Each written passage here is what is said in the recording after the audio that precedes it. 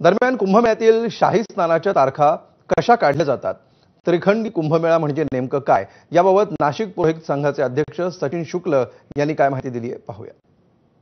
रविवारी नाशिकमध्ये आगामी सिंहस्थ कुंभमेळ्याच्या नियोजनासंदर्भात महत्त्वपूर्ण बैठक पार पडणार आहे।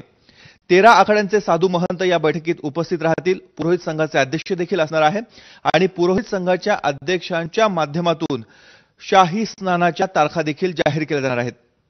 सिंहस्थ कुंभमेळा नाशिकमध्ये भरणार आहे, त्याची वैशिष्ट्य काय आहे? यंदाच्या कुंभमेळ्याला त्रिखंडी कुंभमेळा असं म्हटलं जातं, ते नेमकं काय आहे? शाही स्नानाच्या तारखा कशा जाहीर केल्या जातात, कशा घोषित केल्या जातात, या संदर्भात बोलण्यासाठी आपल्याबरोबर पुरोहित संघाचे अध्यक्ष सतीश शुक्ल आहेत।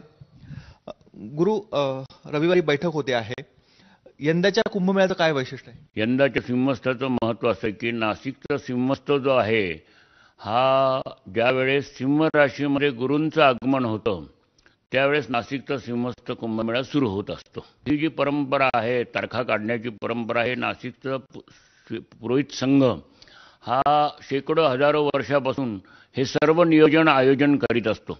यामध्ये 31 ऑक्टोबर 2026ला सिंह राशीमध्ये दुपारी 12:02 गुरूंचा प्रवेश होतोय।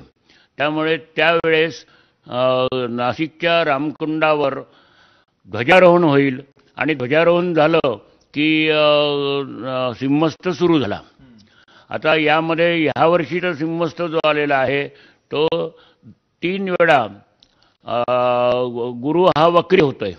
वक्री म्हणजे एकदा कर्क राशीमध्ये येतोय, नंतर सिंह राशीमध्ये जाऊन पुन्हा काही दिवसानंतर तो पुन्हा कन्या राशीमध्ये जातोय आणि कन्या राशीमध्ये राहून पुन्हा काही दिवसानंतर तो पुन्हा सिंह राशीमध्ये येतो।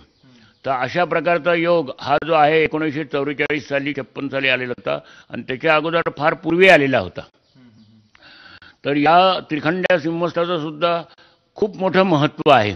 1 तारखेला संपूर्ण देशाचं, जगाचं लक्ष ज्या क्षणाकडे लागलेलं आहे तो क्षण येणार आहे। मुख्यमंत्री देवेंद्र फडणवीस यांच्या उपस्थितीमध्ये कुंभमेळ्याच्या शाही स्नानाच्या तारखा या जाहीर केल्या जाणार आहेत।